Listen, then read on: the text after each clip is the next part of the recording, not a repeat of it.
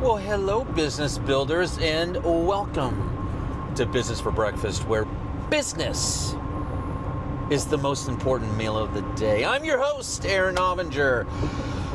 The goal on this channel is to give you a ton of micro lessons packed with tips and tricks that you can kind of learn on the way to work or on the way home to help you mind your own business. On today's show, we're going to be talking about the 7 plates of business. Did you know that when you start a business that you also join the circus? Yes, you become a professional plate spinner when you become a small business owner. You guys seen those guys in the circus? They're like spinning all these plates, like, oh, keep that one going. Oh my God, that one. Oh my God, that one. Oh my God. Okay, by the way, I only had my hand off the steering wheel for like 5 seconds, okay? But that is what we do when we start a business, is that we now have to spin not one plate, but 7 plates of business, okay? Here's the kicker. If you drop even one of them, you could be out of business. Some of the plates are definitely more valuable when they break than other plates, okay? But in the end, the goal is to keep all those little plates on those little sticks balancing and spinning. And we're gonna cover that today, and hopefully you get encouraged on maybe looking at it a different way today. But if we're gonna be talking about the 7 plates, let me go ahead and just identify, and I'll break it down a little further, but I want you to kind of keep a note of the 7 plates, okay? Number 1 is the trade, okay? So that's the 9 to 5, the doors are open. This is the product or service that we sell all day long. That's the trade. Plate 2, the accounting plate. Plate 3, sales and marketing. Plate 4, HR. Plate 5, customer service. Plate 6, logistics. Plate 7, IT. Yes, you spin all of those plates, sometimes at the same time, but most of the time, you'll have to tackle those at different times. But by the end of this, you're gonna not only know what the plates are, what they mean, but I'm gonna also kind of help guide you a little bit how to keep those bad boys spinning, okay? But first, we kind of have to define the problem. Here's the problem. The barrier of entry to start a business is so low that anybody can do it. The problem is the skills required to run a business are so high that most people go out of business. And what I mean is, nobody is telling you as the business owner that you have all of these areas of focus that you have to spend your time on. And if you don't give each of these areas of focus enough time, it's not if, it's when you go out of business. Okay? So whenever you start a restaurant, well, you started a restaurant because your friends and family said you make delicious food and you should sell it. There is, to my knowledge, I could be wrong, I could be corrected, but to my knowledge, I have yet to see somebody who is a numbers genius, who has a talent and a gift for accounting, who goes to school, gets out of school, and then goes and opens up a restaurant. Typically not the way it works. Typically, our careers tend to kind of revolve and evolve over time, but they tend to revolve around our gifts and talents, right? So let's kind of talk about the impact of not spinning these plates. And this is the weird thing for me has always been the lack of schooling or knowledge that a business owner applies when they start a business. It's made no sense to me.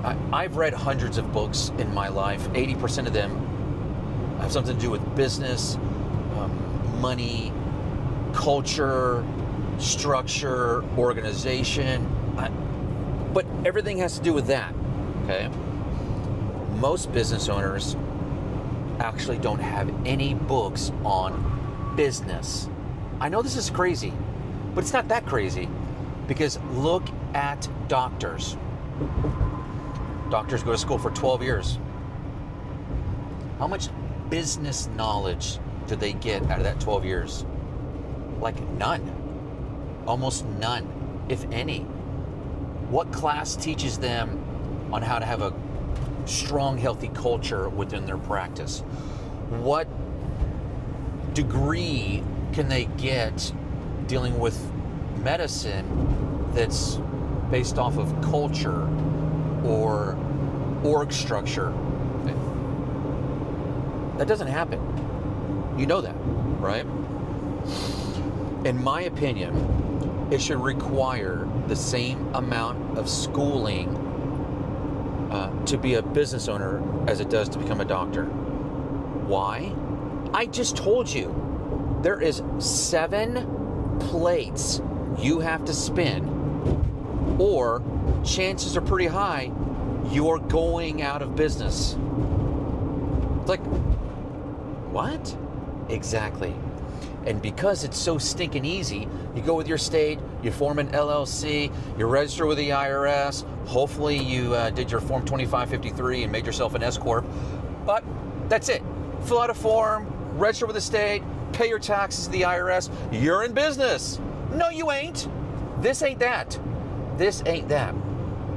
Having an EIN number and telling people you're a business owner is not the same thing as actually running a business where you focus on every element of that business, constantly, continually, working tirelessly to improve your systems, your processes, your departments, your divisions, everything. It's a lot, guys. It's a lot. And if we're thinking about kind of tying in scripture, let's go to Proverbs 27, I believe. But it says, be diligent to know the state of your flocks, okay? This means you have to know the status of your plates, okay? You got to know what's going on in your business. You got to know your customers.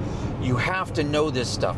One of the things that drives me bananas is business owners who start a business, and it's usually around year 3. They start making some money, and they're like, I know what I'm doing. Yeah. And then they start trying to start other businesses. And then they start thinking that they're now in a place where they can start coaching other business owners because they have since figured it out. No, they haven't. They just got to the point where the business requires work. Because here's the kicker. Most of the time, you'll find somebody that is naturally built to start a business, okay? So starters are typically different personalities from finishers. I think we get this, right? So typically, whenever you start a business, you have to kind of go into it with a little bit of blind naivety, ignorance. In the end, you don't really know what you're getting into, right? And so it does require a little bit of that risk-taking personality to go start a business from the ground up that requires your hard-earned money as an investment. That's why you so rarely will find a business founder who is also equipped to run the day-to-day of the business years down the road when the business is now boring. Because starters like the dopamine release from the newness. It's the new relationship. It's that. That's exactly how you feel when you start a business. Oh my God, it's so new. It's so exciting. Business cards, blah, blah. All this exciting stuff. That's not really, I know it sounds crazy, but the easy part is starting it. The difficult part is when it becomes boring. And that's somewhere between year 2, 3, 4-ish. When all of a sudden now it becomes a game of inches. How do we make this a little better? How do we make that a little better, right? How do we give a little bit extra service to our client? How do we save a little bit extra money over here, right? This is what I'm talking about, okay? Now, what's the solution? The solution is we got to know what the plates are, and then we have to identify out of these plates which ones you're struggling with the most, okay? And trust me, you know, Bill Gates was famous for saying this back in the 80s, I think, 90s. Do what you do best and then hire out the rest, okay? So there's a reason why small business owners tend to, I don't know, like, they tend to, I always say that they're like our little beautiful disasters, okay?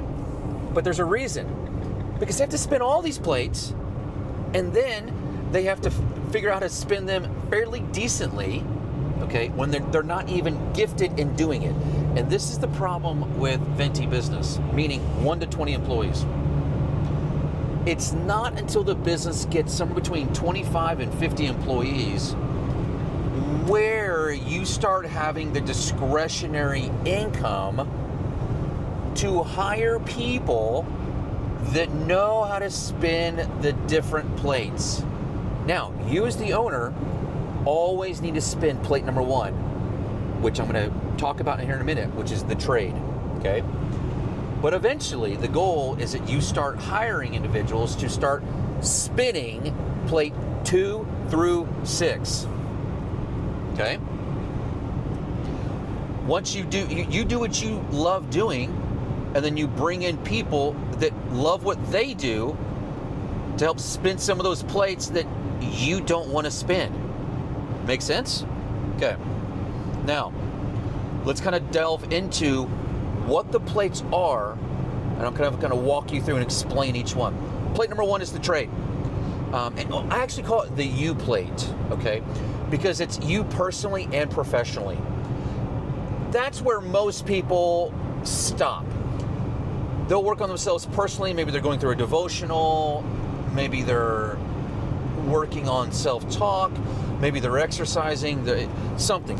So you, the you plate, personally is working on yourself personally.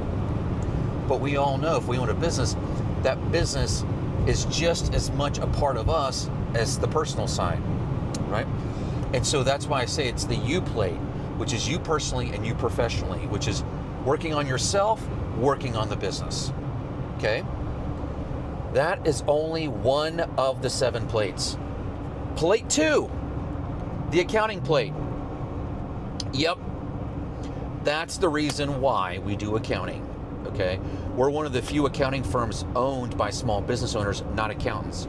On purpose, because small business owners know what small business owners are suffering and struggling with.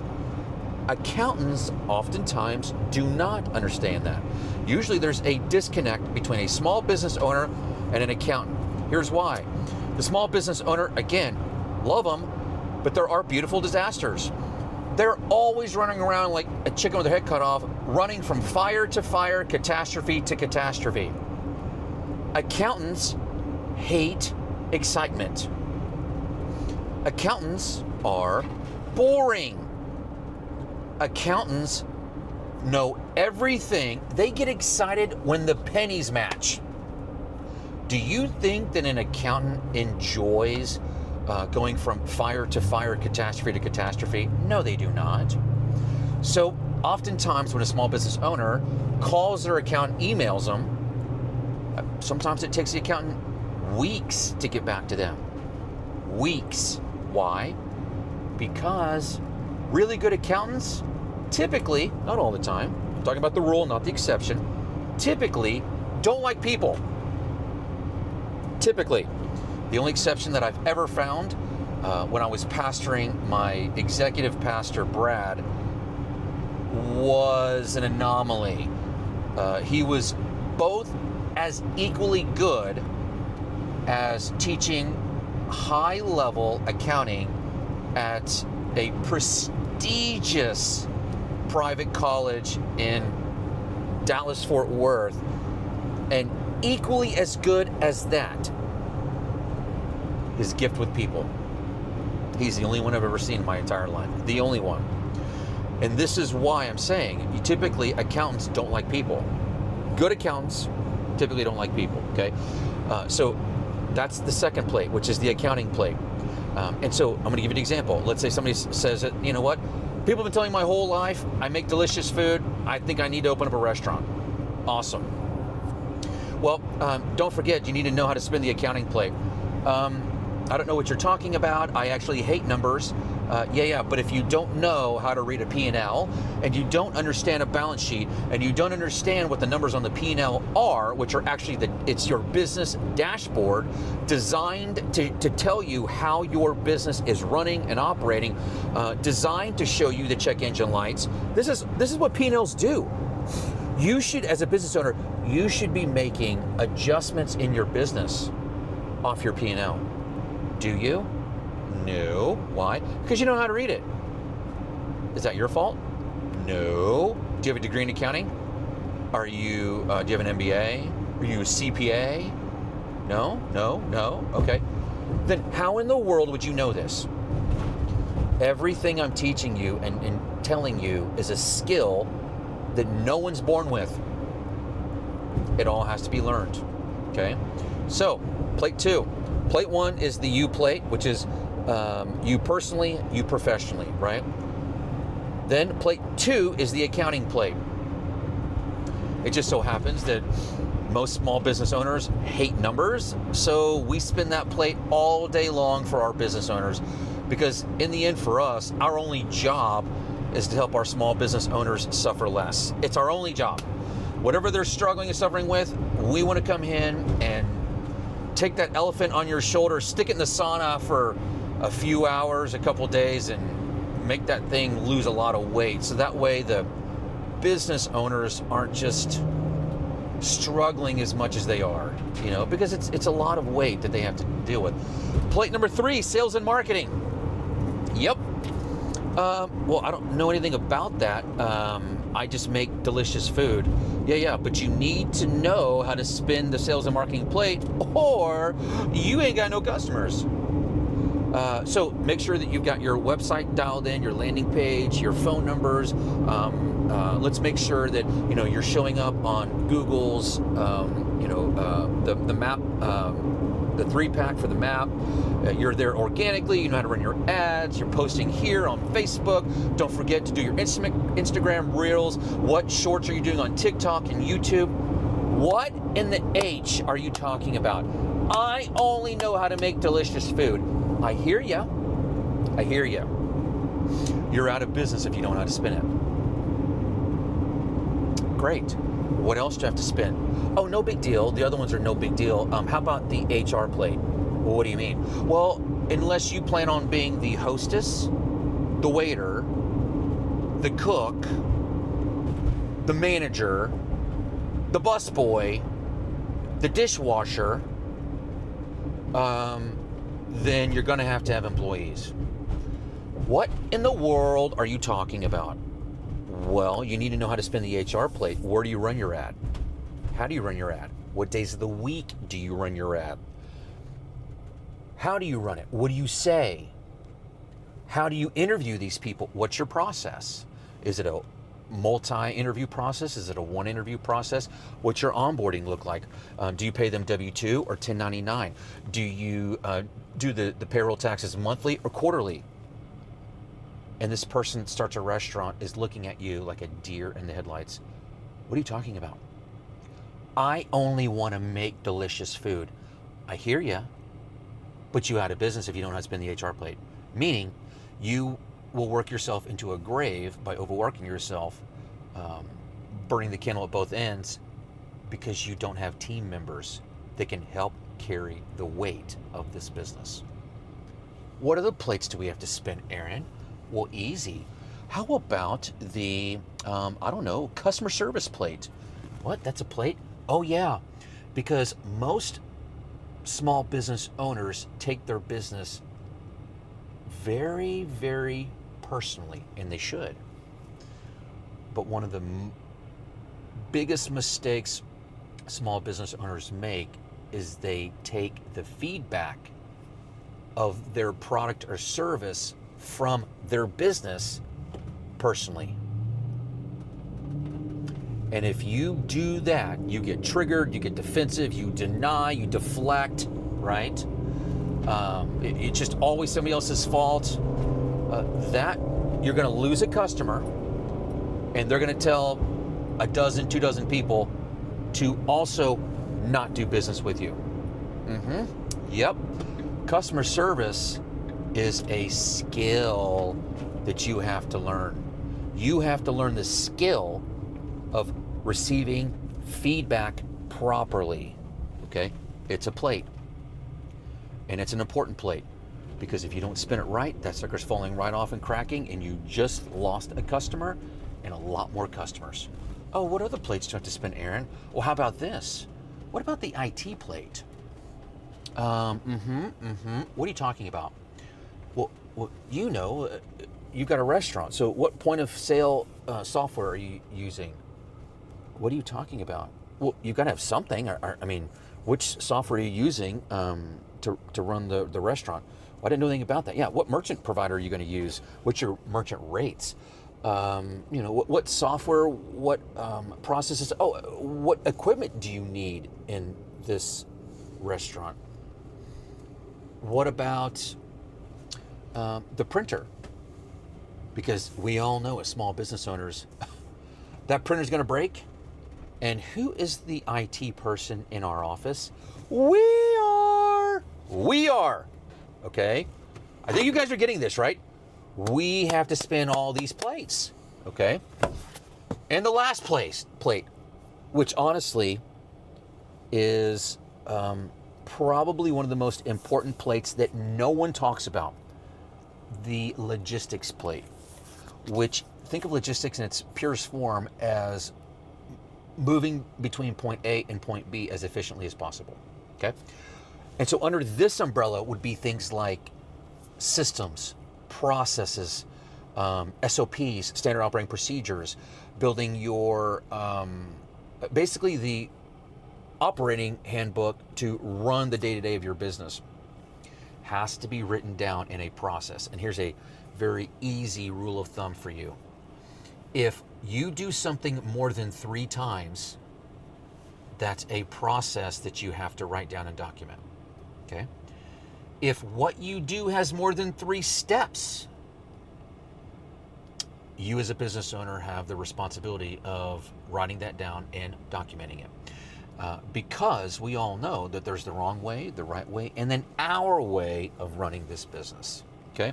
So make sure that you are focusing and understanding how big of a role you have as a business owner. It's that big, okay? But what are some action steps for us, right? Well, number 1, you have to identify what's your weakest plate, okay? That's the first thing. And then the next thing you're thinking is, great, I know exactly what it is, but who's going to do it? Here's a little hint. They're already in your circle. They work for you. They're in your family. One of our, trade secrets, it's not ours, okay? It's not like we created this. No. And actually, how I saw this modeled was from the senior pastor of our church that I pastored at, was the best I've ever seen at handpicking a leadership team. And so what he would do is assign little micro tasks to individuals. And he would see, first he had a very good handle on the team's gifts, strengths, right? What somebody was good at, okay? But then he would give them micro tasks to see how they do. How do they do under pressure? Do they meet the deadline? Are they passive aggressive? Are they manipulative? Do they make excuses if they don't execute? All these different things. And he would watch. A little bit here, a little bit more, a little bit more, a little bit more, a little bit more, to see how you act when he bends you. Step number 1 for action items in the 7 plates. The 6 out of the 7, your responsibility is one of those 7. Okay? Meaning 20 years from now, plate 1 is your responsibility. Okay? But you have to identify the weaknesses, and then as soon as you identify the one area that you need to really focus on, then now it's time to find the individual that's going to do that for you. It's not your job. It's your job to pray and ask God to bring you the people. And He will, through the miracles of provision. I did an entire message on that. But the people come. Most business owners don't see what's in front of them. Okay? One of the easiest and best ways to do this as a business owner is to go to work tomorrow and see every single person that you work with and imagine they have an imaginary 10, right? Is that 10? On their forehead. I don't know how you're seeing it. That's either a 10 or a 0-1, but you know it's a 10, okay?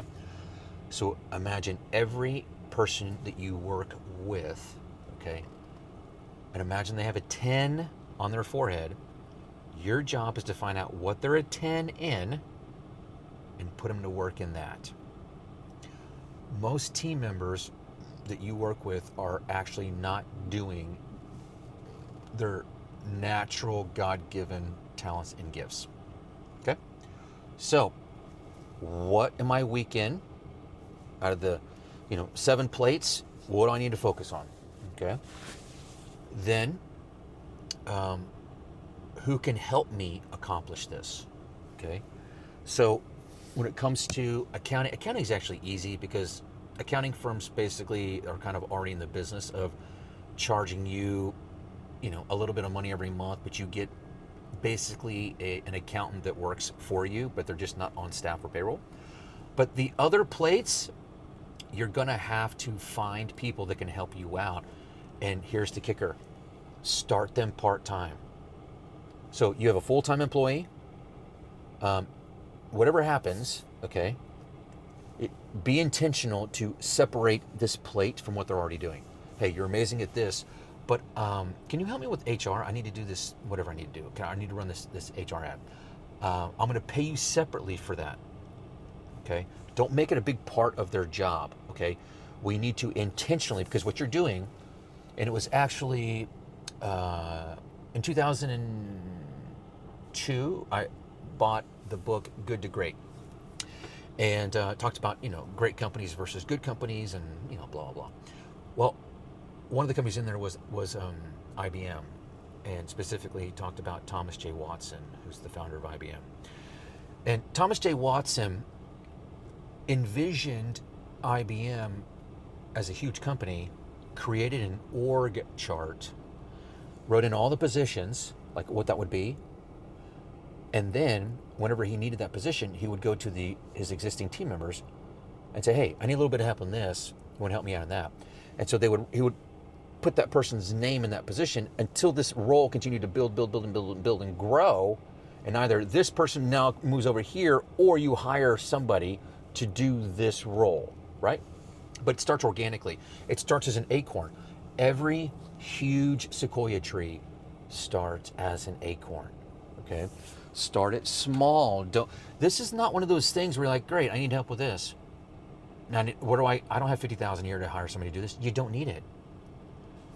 You would be surprised at how many people are within your circle, meaning friends, family members, or team members, people that work with you, that have the gift that you're looking for. Most of the time, it's right in front of you and you just don't see it. Okay? So, we got to find the weakness, right? Then we need to basically be praying to have our eyes opened for the miracle of provision that's going to be coming our way, because I'm telling you, this need is going to be met.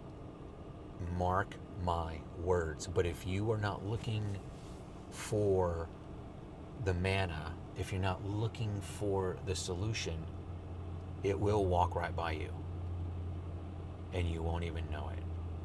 It's true. Okay? I mean, ask yourself, what plate out of the 7 plates is wobbling the most? Boy, we got some major problems if it's plate number 1. You doing something that you are not naturally gifted to do if plate number 1 is wobbly, okay? But, you know, just be intentional, okay? And I did an entire video on HR and on how to hire lots of people, go through lots of individuals to do it quickly as a business owner, because again, in the beginning, until you have the discretionary income, we as owners have to spin all the 7 plates. We have to do that. And so my job is to kind of really help give as much encouragement, tips and tricks as I can for us to spin these plates as efficiently as possible, not letting them fall to the ground, right?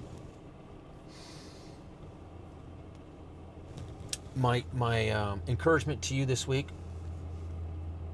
find one plate. One plate. And it's not just this week. There's 7 plates, okay? And so I would encourage you, 1 plate a month. You know, maybe January is sales and marketing plate. Go buy some books, watch some YouTube videos, right? But in the end, you have to be a student of each of these plates. And here's the other thing. I'm a big believer in spinning the plates yourself in the beginning, because when you hire somebody to eventually spin these plates, if you have not spun that plate already, then it's very easy for these team members to pull one over on you. Oh, boss, you know, you can't get it done that fast. I don't know who told you that. Just not going to work. Oh, boss, but yeah, it's way more money than you're thinking it is, boss. I mean, well, if you did it, then you know, and they can't pull it, right? So, you know, my hope and prayer for you with this message is that you find happiness and balance. This is about you understanding the different elements and areas of the business that you have to focus on. But once you know what they are, and then you build in a process to continually be in these plates, working on making them just a little better, then you can do that pace for 20 years and not burn out, right? It's about having a consistent pace and not sprinting. And most owners, because they're running from fire to fire to fire, they're just sprinting. And their plates are spinning, they're falling, they're buying new plates, they're putting them back up on the stick, they're spinning, right? But understand, the first step is just identifying where you're at, okay? Step 2, see an imaginary 10 on everybody's forehead in your life. And understand that every person on planet Earth wants to feel NAV'd. N-A-V. Needed, appreciated, and valued. We all do.